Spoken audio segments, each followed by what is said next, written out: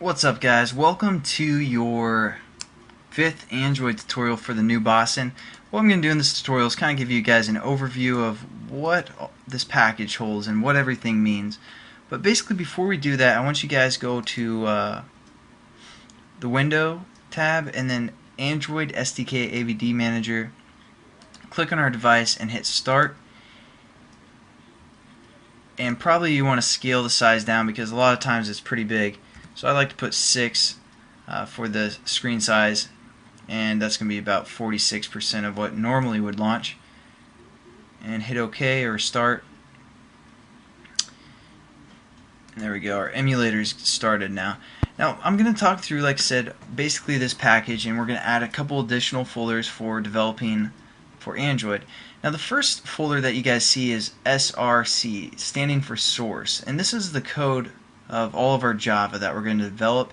And here's our package name that we set up. And within our package name, here's our Java class called Starting Point. Now we can add additional Java classes within here, or activities that we're going to use. So that, just think of the source as where we're going to keep all of our Java. Anytime we're working with the source, it's going to be Java. Now the Gen folder, again, you see our package name within there, and within there we have a Java, again, a code called R. And this is basically our resources.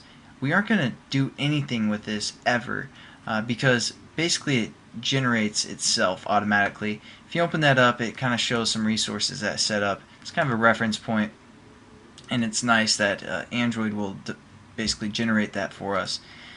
So make sure you never mess around with that one. And then the Android 2.2, this is where all the magic is. This is where the power is for the most part.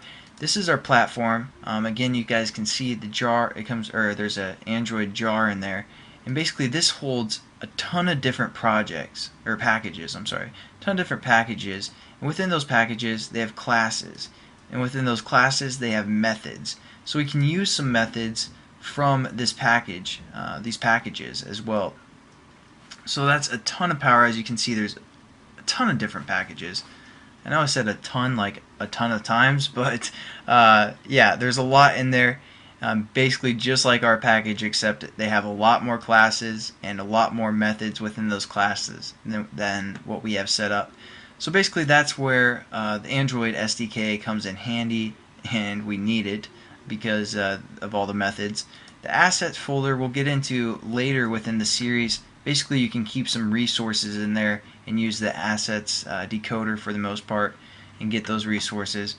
But mainly what we're going to do, or at least start out with, for when we're using resources like images and layouts and all that good stuff, we're going to do that within our resource folder right here. And as you can see, there's 3 drawables. This is where we're going to save some of our images, and this is where we're going to pretty much just our images. As you can see, there's 3 different folders. You're probably wondering, why are there 3 different folders? Well, Android phones, some have a pretty good density or pretty good resolution to them, some don't.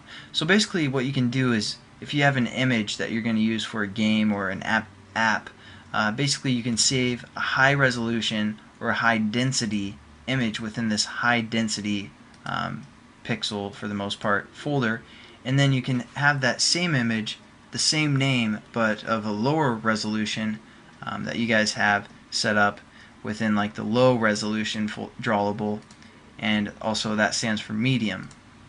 So again, you can have the same name, but if you create 3 different images that have different resolutions, you can save them within the appropriate folder, and then when you reference those images in Java, basically the SDK is going to know which one of those images should be run on the phone for, optimization for the most part. So that's pretty cool, and that's why they have 3 different drawable folders. Now our layout folder, this is going to be our XML, basically our layout. This we're going to get into the XML for the most part. If you double click on this main one, it has it set up for us already. This is a main XML called, and all it is hello world starting point. They did define that for us already, and that's basically where we're going to set up our layouts in XML.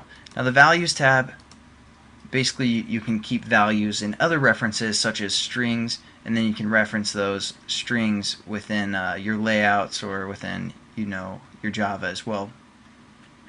So again, that's just for values. What we're gonna do quickly, I'm gonna add 2 new folders. We're gonna go right click on a resource folder right there and go new folder, and we're gonna type this or spell this folder RAW for RAR, our RAR folder, and we're also gonna select this package, make sure it's in the right place, and make sure it's the resources, and all lowercase RAR, hit finish, and this is where we're gonna save some sounds for our application. So that's going to be useful. We're also going to create one new folder, and we're going to call this one layout -land. Hit OK. Basically, that is going to be for when our phone is tilted on its side. If we want to have an alternative layout, we can put that there. We'll get into that later, but I just wanted you guys to have those folders set up. Now the last thing that we're going to define, or I'm going to kind of describe for the most part, is the Android manifest. This is where everything for the most part comes together. If you guys click on it and go down here on the right side, you can go into the actual XML code. It's a little bit easier for me to explain. Basically, it resources everything that we have, like the version or the API level, the application, and the application icon, which is set to a default that they imported for us, as you can see within the drawable folder. Our application name that we set up when we create our project, our starting point class, or activity for the most part. That's the activity bracket.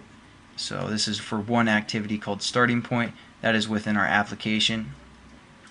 Basically it, and if you go over here, this activity is our launcher item, so when our activity starts, it's going to look for the launcher item and start this activity starting point.